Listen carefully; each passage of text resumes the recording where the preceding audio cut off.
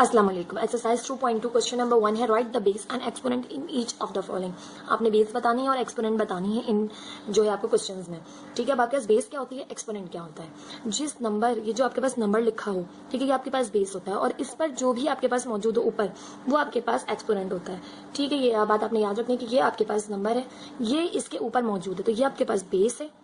ठीक है, और ये आपके पास एक्सपोनेंट है। अब यहाँ पर बेस क्या है, 7। ठीक, और एक्सपोनेंट क्या है आपके पास, वो है 15। ठीक है, आपने सिंपल इन क्वेश्चंस में ये बताना है।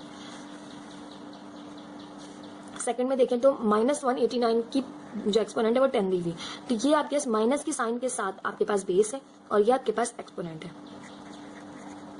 Base is equals to -189 and exponent is equals to 10। Part 3 है आपके पास 108 का की जो आपके पास एक्सपोनेंट मौजूद है वो है 64, तो बेस आपके पास है 108 जबकि एक्सपोनेंट है आपके पास 64। आपने यहाँ पर सॉल्व नहीं करना, जस्ट बेस और एक्सपोनेंट को आपने क्लियर बताना है कि ये चीज क्या है और ये चीज क्या है। तो ये आपके पास बेस है, ये एक्सपोनेंट है। ठीक, ये क्वेश्चन कंप्लीट हो गया।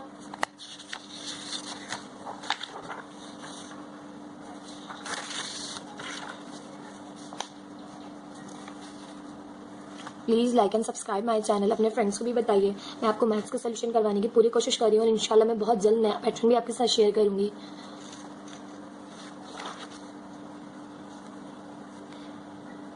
एक्सरसाइज 2.2 क्वेश्चन नंबर 2 है indicate which of the following are positive real numbers and which are negative real numbers. आपने बताने हैं कौन सा पॉजिटिव रियल नंबर्स हैं और कौन से नेगेटिव रियल नंबर्स आपके पास आएंगे। ठीक है, तो यहाँ पर देखें अगर हम, तो यहाँ पर 1 में आपको दिया हुआ है पार्ट 1 में कि 8 की एक्सपोनेंट दी हुई है 4। ठीक है, बेस 8 है आपके पास, एक्सपोनेंट 4 है आपके पास, तो आप इस नंबर को 4 टाइम्स मल्टीप्लाई करेंगे तो आंसर आपके पास एक पॉजिटिव नंबर आएगा। ठीक है, तो 8 आपके पास यहाँ पर 4 टाइम्स मल्टीप्लाई होगा इस तरह से, तो जब आपके पास 8 8 8 पॉजिटिव है सारे, तो आंसर भी आपके पास एक पॉजिटिव रियल नंबर आएगा। ठीक है, आपको आंसर निकालने के लिए नहीं कहा गया है, आपने जस्ट इनको बताना है कि ये पॉजिटिव आएगा या नेगेटिव आएगा। लेकिन अगर हम इसे सॉल्व करें तो 4096 आएगा, लेकिन यहाँ पर आपने बताना है जस्ट के पॉजिटिव के नेगेटिव, तो यहाँ पर आपके पास आंसर जो है वो पॉजिटिव आएगा। यहाँ पर आपके पास बेस मौजूद है नेगेटिव। ठीक है, जब आपके पास बेस नेगेटिव हो और पावर जो आपके पास मौजूद हो वो ऑड नंबर में मौजूद हो। ठीक है, ऑड और इवन का अगर हम देखें तो इवन नंबर्स वो नंबर्स होते हैं जो 2 के टेबल में आते हैं, जैसे कि 2 4 6 8 10। ठीक, एंड 2 के टेबल में तमाम नंबर्स आते हैं, कंटिन्यू रहेंगे। और ऑड नंबर्स वो नंबर्स होते हैं जो कि 2 के टेबल में ना आते हैं, जैसे कि 1 3 5 7 9 11 एंड सो ऑन। ठीक, इवन और ऑड में ये फर्क है, अगर आपके पास पावर इवन है तो आपका नेगेटिव का आंसर भी पॉजिटिव आएगा। ठीक है, और अगर आपके पास पावर जो है वो ऑड है, ठीक, तो आपके पास नेगेटिव का जो आंसर है वो नेगेटिव ही आएगा। जैसे कि अगर हम -113 को 107 टाइम्स मल्टीप्लाई करें, ठीक है, तो आपके पास लास्ट में आंसर नेगेटिव आएगा, क्योंकि आप minus minus plus plus minus minus इस तरह करते हुए जाएंगे। इजी वे में याद रखें तो जब इस तरह याद रखें कि पावर अगर आपके पास ऑड है, नेगेटिव बेस है आपके पास और पावर आपके पास ऑड है, तो आपके पास नेगेटिव ही आंसर आएगा। ठीक, अब यहाँ देखिए क्वेश्चन नंबर 3 में ये है -912। अब आपके पास बेस नेगेटिव है लेकिन पावर इवन है, बेस नेगेटिव है लेकिन पावर इवन है, तो आपका आंसर पॉजिटिव आएगा। ठीक, ये जो आपके पास जो एक्सपोनेंट मौजूद है ये नेगेटिव और पॉजिटिव जो है वो बताएगी। अगर ये ऑड है तो आपका आंसर नेगेटिव आएगा, अगर ये इवन है तो आपका आंसर पॉजिटिव आएगा। ठीक, पार्ट 3 आपके पास क्वेश्चन नंबर 3 में कह रहे हैं आपसे which is the correct way. Question number 3 आपके पास which is the correct way of finding the value of 38 multiply by 83 की एक्सपोनेंट 9। आपसे कह रहे हैं कौन सा वे जो है वो करेक्ट होगा, दोनों आप रीड करें। ठीक है, और देखें कौन सा करेक्ट हो सकता है। पार्ट 1 में कह रहे हैं आपसे we first multiply 38 with 83 and then find the 9th power of this product. कह रहे हैं आप पहले 38 को 83 से मल्टीप्लाई करें, देन उनकी एक्सपोनेंट फाइंड आउट करें, तो ये वे गलत होगा। ठीक है, पहले आप जो है वो ब्रैकेट सॉल्व करेंगे, उसका एक्सपोनेंट सॉल्व करेंगे, देन फिर मल्टीप्लाई करेंगे। और सेकंड में आपसे यही कह रहे हैं कि we first find the 9th power of 83 and then multiply it with 38, तो ये सेकंड वाला आपका करेक्ट है। ठीक है, तो यहाँ लिख दीजिए आपके पास ये इनकरेक्ट है और ये करेक्ट वे है आपके पास क्वेश्चन को सॉल्व करने का। ठीक, एक्सरसाइज 2.2 क्वेश्चन अब आपसे कह रहे हैं simplify the following letters A B C ETC represent real numbers. ठीक है, अब आपसे कह रहे हैं कि आप सिंप्लीफाई कीजिए। आपके पास अल्फाबेटिकल लेटर्स भी आ सकते हैं ABC, ठीक है, जो कि रिप्रेजेंट कर रहे हैं रियल नंबर्स को। ठीक है, पार्ट 4 है आपके पास। -91 की एक्सपोनेंट दी हुई है 4। अब आपने सॉल्व करके नहीं बताना, आपने ये बताना है सिंपल के जो है आंसर नेगेटिव आएगा या पॉजिटिव आएगा। किस तरह से कि माइनस का 91 की जो एक्सपोनेंट दी हुई है 4 है, तो इट मीन्स के -91 4 टाइम्स मल्टीप्लाई होगा। Minus minus plus, plus minus minus और माइनस माइनस प्लस, तो आपके पास जो आंसर आएगा वो आएगा पॉजिटिव। ठीक है, आप इसको इस तरह अगर हम सिर्फ माइनस सॉल्व करें तो पॉजिटिव आंसर आ जाएगा। आपने सिर्फ और सिर्फ साइन को मल्टीप्लाई करते हुए जाना है। ठीक है, सॉल्व नहीं करना। आपके पास 91 91 91 91 एज की एक्सपोनेंट 4 ही रहेगी, लेकिन माइनस आपने सॉल्व करनी है। Minus minus plus, plus minus minus और माइनस माइनस प्लस, तो आपका जो आंसर फाइनल आएगा वो पॉजिटिव आएगा। ठीक, पार्ट 5 में आपसे कह रहे हैं 5 की पावर आपके पास 4 है और 5 की पावर 2 है। ठीक है, अब आपके पास बेसिस सेम हो।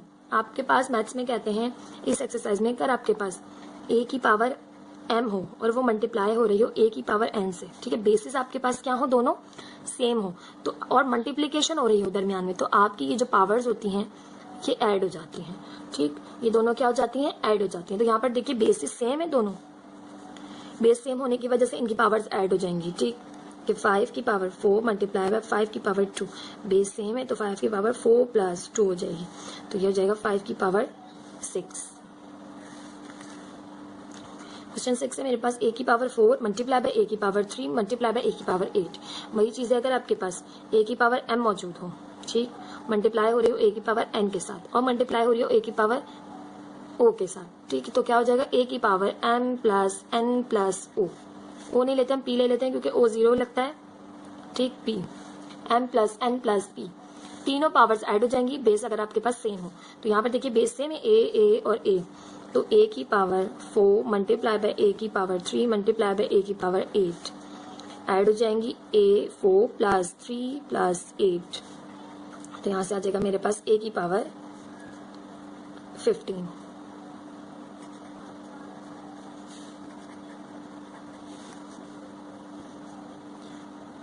क्वेश्चन 7 है मेरे पास a multiply by B square multiply by C cube multiply by B cube multiply by A की power 5 multiply by C square. अब आपके पास 3 वेरिएबल्स मौजूद हैं। ठीक है, ए भी मौजूद है, बी भी मौजूद है और सी भी मौजूद है।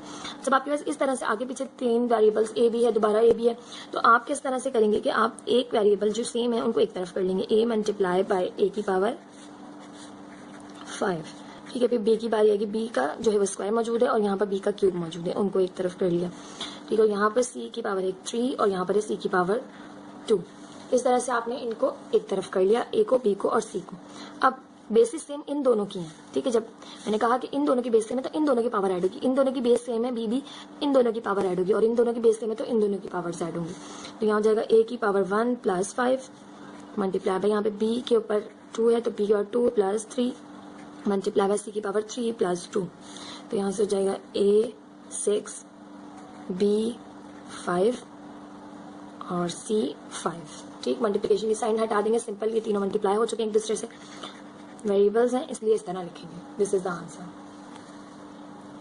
पार्ट 8 है आपके पास 8 मल्टीप्लाई बाय 3 और होल पावर है आपके पास 4।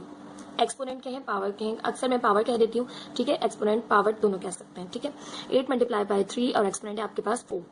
तो आप क्या करेंगे, आपको सिंप्लीफाई नहीं करना। ठीक है, आप क्या कर सकते हैं, आप जिसके पास जब भी इस तरह से मौजूद हो होल पे पावर, तो आप दोनों को अलग अलग पावर दे सकते हैं।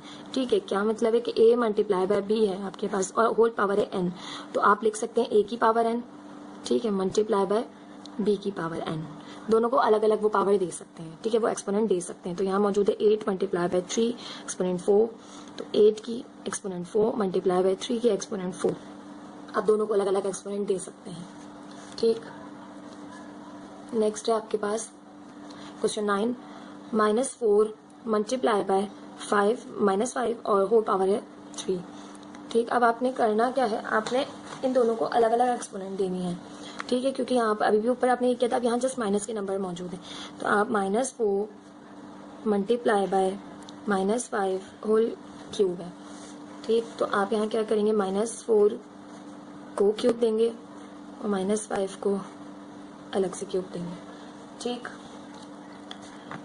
पार्ट 10 में मेरे पास a मल्टीप्लाई बाय b की होल एक्सपोनेंट 13, तो वही करना है आपने, a मल्टीप्लाई बाय b की होल आपको दी हुई 13 एक्सपोनेंट, a की एक्सपोनेंट 13 मल्टीप्लाई बाय b की एक्सपोनेंट भी 13, आप अलग अलग दोनों को दे सकते हैं। ठीक, क्वेश्चन 11 है 3 मल्टीप्लाई बाय y की होल एक्सपोनेंट दी हुई है 5, तो यहाँ पर एक वेरिएबल है, एक कांस्टेंट है, तो 3 मल्टीप्लाई बाय y की होल एक्सपोनेंट 5 है, तो 3 को आपने एक्सपोनेंट अलग दे दिया, y को एक्सपोनेंट अलग दे दिया। ठीक, पार्ट 12 आपके पास 3 multiply by 5 multiply by X Y की होल एक्सपोनेंट 14, तो किस तरह से करेंगे, यहाँ पे 3 है आपके पास, 3 मल्टीप्लाई बाय 5 है, ठीक है, और x है, ये मल्टीप्लिकेशन की साइन, और ये एक्स वाई होल आपके पास एक्सपोनेंट है 14, तो आप 3 को भी अलग 14 दे सकते हैं, 5 को अलग एक्सपोनेंट 14 दे सकते हैं, और x को अलग एक्सपोनेंट 14 दे सकते हैं, और y को अलग 14 एक्सपोनेंट दे सकते हैं। ठीक है, यानी कि जितने भी आपके पास एलिमेंट्स अंदर मौजूद होंगे इन सबको आप अलग अलग एक्सपोनेंट उनकी दे सकते हैं। ठीक, ये आपने जस्ट एक्सरसाइज में यही करना था कि सिंप्लीफाई नहीं करना था, जस्ट उनको बताना था कि किस तरह से आप ब्रैकेट खोल सकते हैं।